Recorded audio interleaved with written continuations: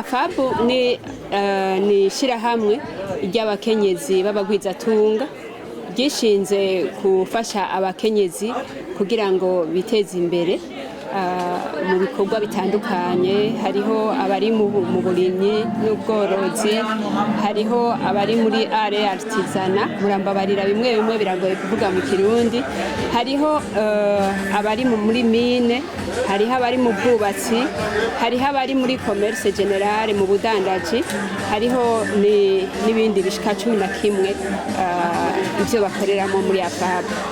AFAB rero igomba gufasha umukenyezi mu nyigisho kugira ngo atahure neza ingene akora ivyo bikorwa by'ubudandaji, kuko dusanga ko abakenyezi hariho bimwe bimwe batamenya, kandi AFAB irafasha umukenyezi kugira ngo amenye neza ko akwiye gukorera mu mategeko. Hanyuma AFAB irakorana n'ayandi mashyirahamwe, irakorana na kubera ari chambre transversale ya CFCIB.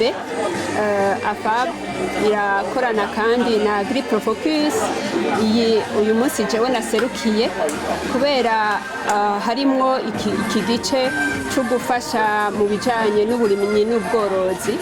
AgriProFocus ikorana ndi kandi muri komite conseil ya AgriProFocus. Hanyuma AgriProFocus muri ibi bikorwa yateguye yaratumye umukenyezi wo muri AFAB afise ibintu amaze gukora, guhingura canke kudandaza bihinguye bijanye n'uburimyi n'ubworozi ashobora kuza ngaha. Turashaka kubaha nk'akarorero ingene AgriProFocus yashoboje abakenyezi bo muri AFAB kuza muri iri hayanishwa ry'ibidandazwa abakenyezi bikoreye canke bikozwe n'abandi bakabigurisha.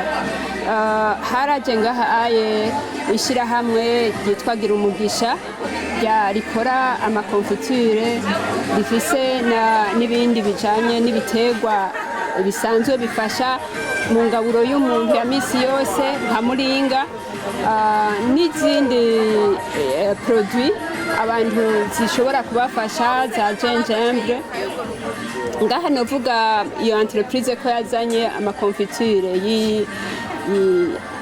y'imicungwe, mandarine, inanasi, ni inkere, konfiture zitandukanye, kandi izo mukaba muzi yuko ivyamwa abarundi batabifungura cyane, ariko iyo ubishize mu gacupa umuntu arashaka gufungura icamwa kandi ugasanga afunguye ivyamwa bikwiye neza, abana barabikunda cyane. Hanyuma hariho n'abandi bashoboye kuza hano nk'abakora abahingura ibiyoba, bakabishira bagashobora guhingura ibiyoba, bagashobora gusiga ku mukate.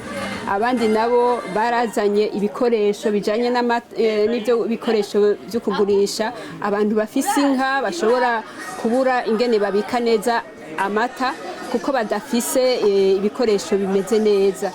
Aho noshobora kubabwira nk'ishirahamwe riri ngaha hafi yacu, inyuma yacu ryitwa Milkche. Hariho kandi hariho n'abandi bafise nka cafe shamba, bakora ikawa nziza cyane kandi bakayikora bakaca bayidandaza, bakayihingura neza naho atari bo bayirima, mugabo barayihingura neza bakaca bayidandaza.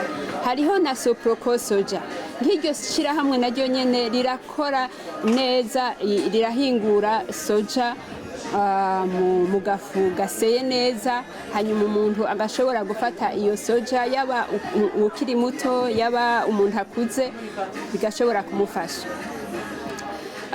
Muri make AgriProFocus yarahaye akaryo keza abakenyezi bo muri AFAB dushobora kuza ngaha aye kwerekana ibintu bariko barakora mu budandaji, mu iterambere ry'umukenyezi, mu iterambere ry'igihugu.